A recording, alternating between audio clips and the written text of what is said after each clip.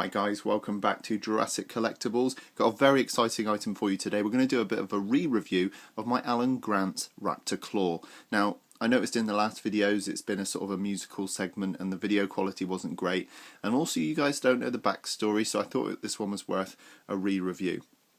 So, first of all, the claw is from Gavin at myjurassicpark.com. He's done a lovely job painting this one and he's weathered it up as well. So the starting point is this. It's my favourite Raptor replica claw. I've yet to see one online that's better. I do own another variation of this claw, but this one's my favourite just because it's so accurate and it looks great. And the weathering just makes it look fantastic. I don't know if you can see the weathering there, but if I just go in and show you in detail, you can see it's almost like it's been run over with wax or something. It looks really good. Looks like it's been in the earth for a while. Excuse my fingers being a bit dirty. I've been doing a little bit of sculpting, so I've got a little bit of clay on my finger, but there we go. So anyway, what I did once I received this claw is I really wanted a stand, like a display stand for it, and that's where this guy comes in. I'll just take him off the acrylic base, so he's been wedged in there for quite a while, so he's quite stuck. So this is a faux rock base, and it's actually not rock at all. If you look at the other side, it looks almost like a slab of cement, but that's not what it is. I sculpted this base in Super Sculpey, and what's great about Super Sculpey is it's got a really nice sort of finish, very sort of high detail. But then what you can do is once you're done, you can put it in the oven and bake it, and that's what I did with this one to harden the Super Sculpey. So I did have some reference footage of reference photographs of rock surfaces, so I stuck those on the laptop, and whilst I was sculpting would refer to those and just make sure it looked vaguely like rock. And then when I was happy, I coated this guy in cling film, pressed him into the surface, and that kept him nice and clean.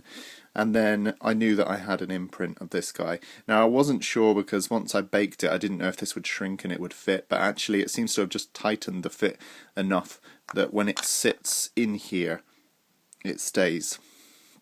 So that's really good, it turned out well. So once that was baked, I sprayed it with a grey primer, which you can get in DIY stores, and that basically just does the first coat of paint. So that's just to get it prepared for painting.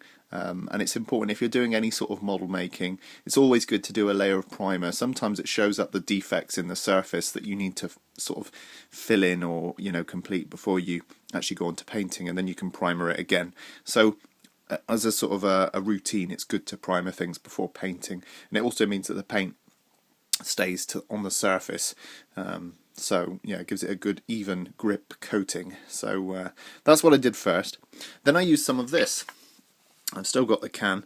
Some of this Stone Touch by Plasticoat. Now here in the UK you can pick up Plasticoat in most DIY stores, and it's really cool. You can get a range of finishes. So this one, as you can see, is like almost like a stone finish, almost like a sort of fine grit, and this was perfect. And actually this stuff is soft, it's like a foam, but the actual appearance of it is fantastic. So I used that to coat this, and you can see that on the surface it creates all these fine sort of lumps and bumps, and really gives it this sense that it's been there for millions of years. It gives you this sort of sandy surface texture. So I thought that was fantastic. So I coated the whole thing with this Plasticoat stone, and then when that was dry I went about running brown paint, tea and coffee into all the grooves and nooks and crannies to really age this piece so that it looked like real stone.